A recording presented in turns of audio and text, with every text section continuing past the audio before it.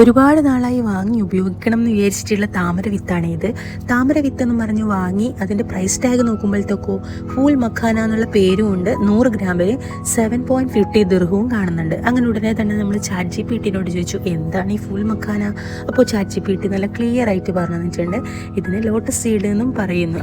ഒരു പൂവ് ചോദിച്ചപ്പോൾ പൂക്കാലം തന്നു എന്നൊക്കെ പറയുന്നത് പോലെ ഫൂൾ മഖാനയുടെ കംപ്ലീറ്റ് ലിസ്റ്റ് നമുക്കപ്പോൾ ചാറ്റ് ജി പി ടി തന്നിട്ടുണ്ട് കേട്ടോ. പാക്കറ്റ് പൊളിച്ചതിൻ്റെ ആകാരവടിവും കാര്യങ്ങളൊക്കെ മനസ്സിലാക്കിയതിന് ശേഷം മാത്രമാണ് കേട്ടോ ഞാൻ അതിൻ്റെ പണിയിലേക്ക് പോയത്. ആദ്യം തന്നെ ഒരു പാൻ ചൂടാക്കിയ ശേഷം കുറച്ച് നെയ്യ് ഇതിലേക്ക് ഒഴിക്കുകയാണ് ചെയ്യുന്നത്. ഞാൻ നെയ്യാണ് ഇവിടെ യൂസ് ചെയ്യുന്നത്.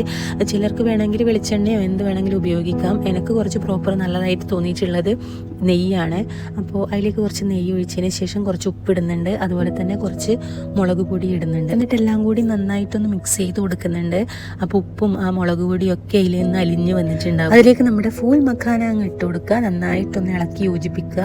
നെയ്യ് കുറവാണെങ്കിൽ ആവശ്യത്തിന് നമുക്ക് ഉപയോഗിക്കാം. കാരണം നെയ്യിൻ്റെയും അതുപോലെ തന്നെ ഇതൊന്ന് ഫ്രൈ ചെയ്ത് വരുമ്പോഴുള്ള നല്ലൊരു സ്മെല്ല് കിട്ടും. അതേ ഒരു സ്മെല്ല് നമുക്കിതിലും ടേസ്റ്റിലും നമുക്ക് കിട്ടും. അപ്പോൾ നമ്മുടെ ഫൂൾ മഖാന റെഡി ആയിട്ടുണ്ട്. ഒരു തരത്തിൽ പറയുകയാണെങ്കിൽ നമ്മുടെ പോപ്കോണിൻ്റെ അതേ ഒരു ആകൃതിയിൽ തന്നെയാണ് കേട്ടോ ഇത് വന്നിട്ടുള്ളത്. അപ്പോൾ ഫ്രൈ ആയി വരുമ്പോഴത്തേക്ക് നമുക്കിങ്ങനെ പൊട്ടിപ്പോകുന്ന പോലെ കാണാം. അപ്പോൾ ജിയാന് കഴിക്കാൻ കൊടുത്തിട്ടുണ്ട്. വളരെ ടേസ്റ്റ് ആയിട്ടുണ്ട്. ക്രിസ്പി ആൻഡ് ക്രഞ്ചി ആയതുകൊണ്ട് തന്നെ കുട്ടികൾക്ക് നല്ല പോലെ ഇഷ്ടപ്പെടും.